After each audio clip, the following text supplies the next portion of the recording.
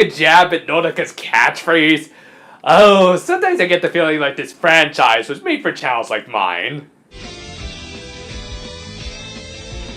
We opened this week with Chiyu waking up much earlier than I ever would, and okay, what is it with these mascots and their sleeping habits that I just find so gosh darn adorable?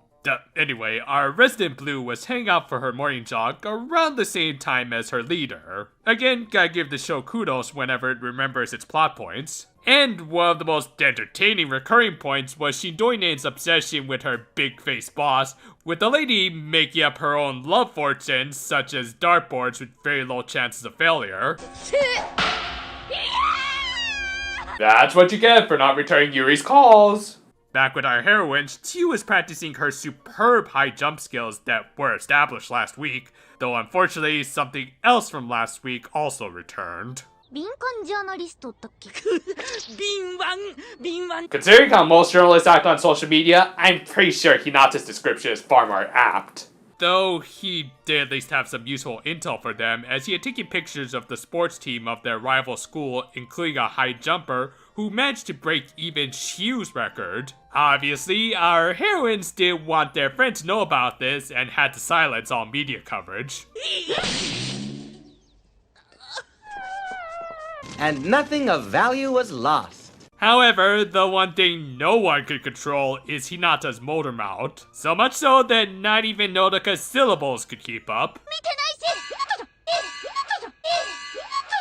After looking at her stiff competition, Chiyu seemed to take it well and even said that her true rival was always herself. Okay, well said, so I guess everything should work out, right? Oh, that's not encouraging. Still, her friends, especially her fairy partner, wanted to cheer her on. Thus, the next day, Nodaka just so happened to be nearby as she was going out for her morning jog and offered to run with Chiyu. Oh, and Hinata just so happened to be passing by too. Why oh why does this show keep finding new ways to charm me? I mean, what else could they do to win me over? Please excuse me, I need to go get my insulin.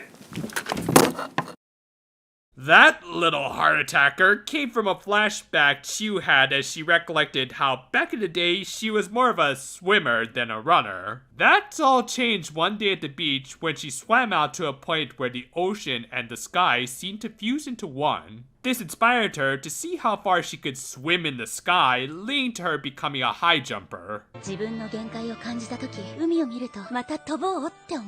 However, after a little commercial break, things weren't going so swimmingly as she had fallen into an even deeper slump. This had Chiyu's partner understandably concerned and literally diving into his medical textbooks. One of them listed a condition called the yips, which, yeah, when I originally heard that, I thought they were making it up. But nope, it indeed has an entry on the Mayo Clinic and everything. Apparently it's an ailment that causes involuntary muscle movements and afflicts many athletes, especially golfers, having even been coined by a legend, Tommy Amor. Amor supposedly overcame his yips, but many other athletes in and out of golf weren't so fortunate, as continuous usage of their afflicted muscles aggravated their conditions and eventually led to their early retirements. This left a certain Waterfall sweating bullets. Dude, maybe you should consider taking a vacation, like to Chicago. I hear they're letting your brethren ride around the aquarium free, unlike you a few episodes ago. Well, no rest for the weary, as the penguin flew around, yeah, just go with it, looking for his partner's teammates. Pegaton found them designing a banner to cheer on Chiyu with. Yeah, apparently they had already confronted her about not overexerting herself. They did bring up the yips, and quite frankly, I don't think they needed to. This is just based off of my own cursory research, so feel free to correct me.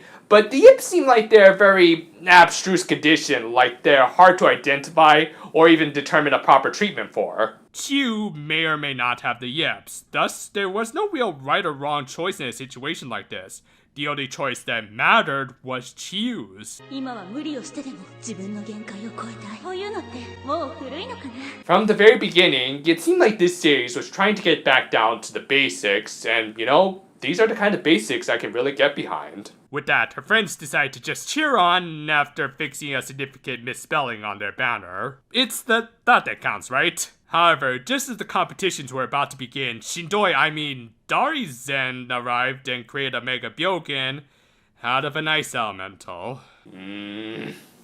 Villains seem to be creating Mega Byogens out of specific elements that correspond with their respective Precure rivals. Well, there goes that theory.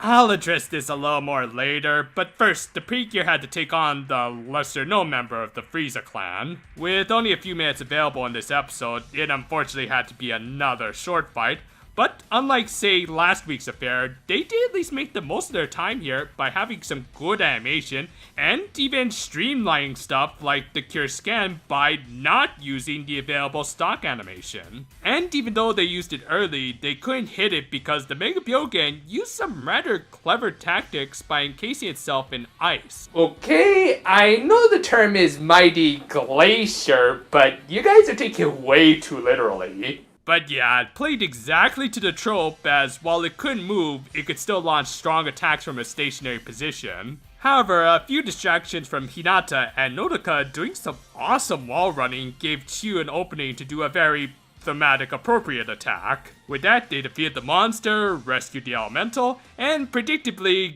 got another elemental bottle, so that's why the fight was cut a little short. And with that, the competition continued, or not? But wait, you're supposed to continue the event in spite of everyone evacuating and there being a significant amount of property damage, and oh geez, the superhero cliches are starting to get to me.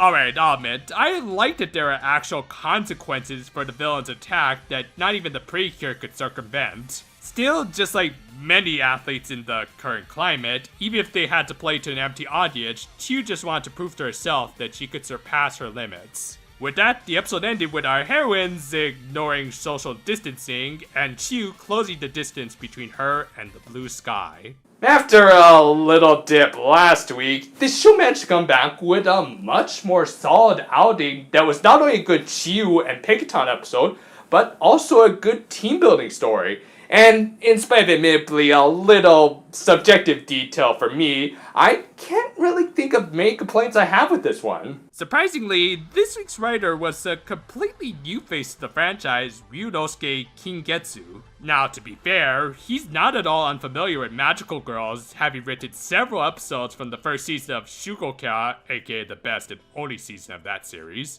And this was a really solid first outing that took full advantage of the focus character and her motif. I really like the idea of combining two blue elements of nature into something rather inspiring.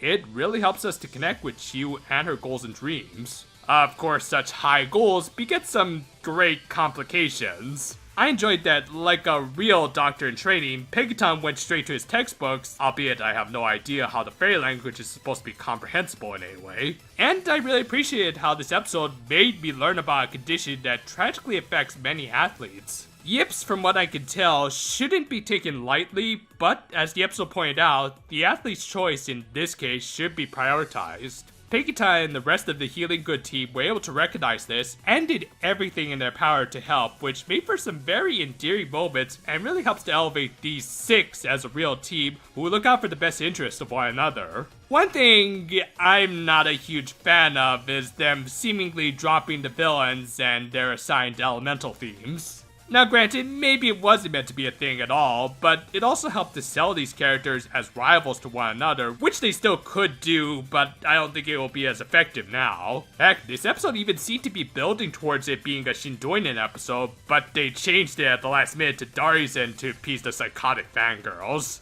Again, I could absolutely be wrong about all of this, but that's just how I feel. With that said, there's nothing really much to complain about in this episode. Even the short fight was really well done with good animation and clever tactics from both sides. Let's see if this series can eventually surpass the most important hurdle, my initially low expectations of it. I'd say I'm about 75% done with part 2 of my Happiness Charge review, so it should be out this week or the next definitely. It certainly helps when you have a lot more free time due to recent events. Still, as I said last week, I hope you guys are doing well and spending time with your families like I have, and that your paper goods are properly stocked. Look forward to it, stay safe, and until next time though, farewell for now my friends, and if you'll excuse me... I need to start surpassing my own limits to get this cholesterol under control.